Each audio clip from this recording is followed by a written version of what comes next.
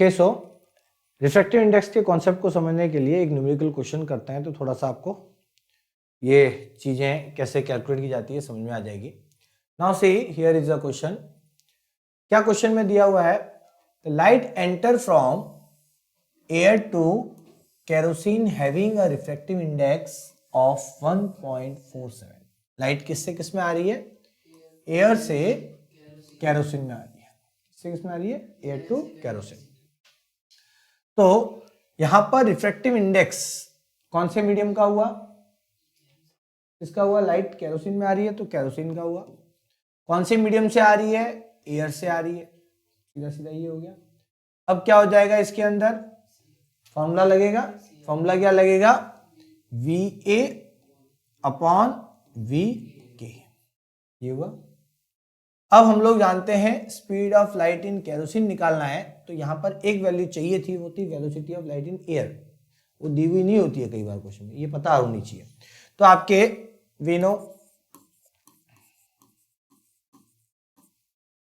VA is equal to 3 into 10 to the power 8 metre per second. Clear. तो आपके यहां पर फॉर्मूले के अकॉर्डिंग जब आप ये रखोगे तो N K A is equal to VA upon VK आएगा। नाउ आपके N K refractive index of kerosene with respect to air is equal to, यहां पर क्या हो जाएगा आपके 3 इंटू 10 टू द पावर, यहां पर क्वेश्चन में ये वैल्यू दी हुई है, ये अपन रख लेते हैं अभी। क्या वैल्यू दी हुई है,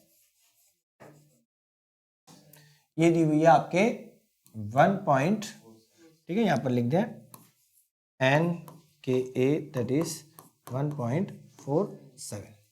1.47 इज इक्वल टू VA कितना है, 3 into 10 to the power 8 upon VK कितना हो जाएगा, ये आपके कैलकुलेट करना है तो इसे ऐसे ही रख दो।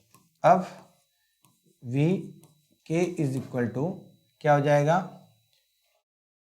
3 into 10 to the power 8 upon 1.47। उसी भी आपको न्यूमेरिकल कैलकुलेट करना है। क्या आ जाएगा वैल्यू, 3 अपॉन 1.47, तो अप्रोक्सीमेटली 1.5 के आसपास की वैल्यू है। तो ये ऊपर वाली वैल्यू ऑलमोस्ट 2 और थोड़ी सी ज्यादा आएगी, 2.1 पकड़ लो आप। कितना, 2.1। हालांकि कैलकुलेट करोगे तो ये वैल्यू कितनी आएगी आपके 4.41। ये क्या करना है इसमें, ये आपके 2.1 into 10 to the power 8 metre per second. क्या बनेगा, 2.1 इंटू 10 टू द पावर 8। अब आप एग्जैक्ट इसका डिवाइडेशन करके वैल्यू निकाल सकते हो, बट अप्रोक्सीमेटली ये इसी के नजदीक में वैल्यू है।